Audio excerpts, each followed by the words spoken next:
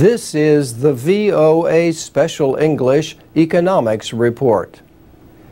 BP is one of the world's largest energy companies.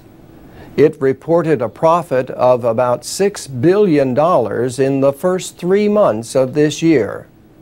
That was more than double compared to a year ago. Now, BP faces growing political pressure over the worst oil spill in American history. Oil has been flowing from its damaged well in the Gulf of Mexico since April. But the company, formerly called British Petroleum, also faces growing financial pressure. Investors fear the long-term costs for cleanup, recovery, and fines.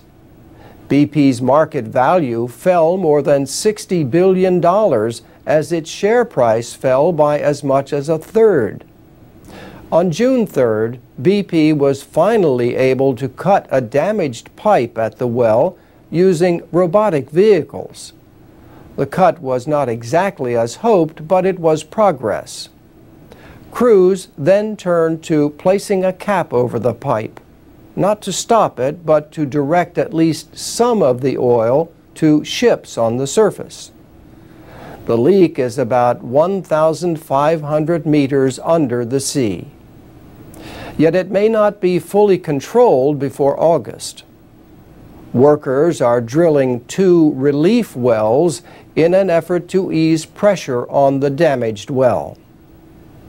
President Obama returned to the Gulf for his 3rd visit since the disaster began. The Deepwater Horizon, an oil and gas drilling rig, exploded on April 20th. In June, Attorney General Eric Holder announced criminal as well as civil investigations. He said, "The Department of Justice will ensure the American people do not foot the bill for this disaster and that our laws will be enforced as much as possible." By some estimates, the cost of the cleanup could reach $37 billion.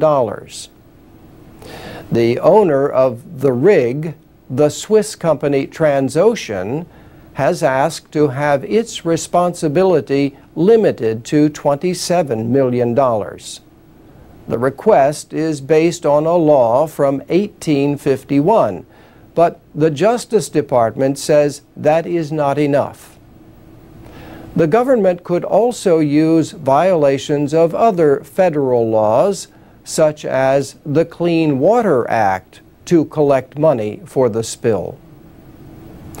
Oil has already reached more than 100 kilometers of coastline in Louisiana, Mississippi, and Alabama, and it threatens the west coast of Florida. Areas of the Gulf have been closed to fishing, but job losses in the fishing industry are not the only worry. The Atlantic hurricane season officially began June 1st. Some people worry that officials could take their land if it becomes polluted by oil in a storm. And that's the VOA Special English Economics Report.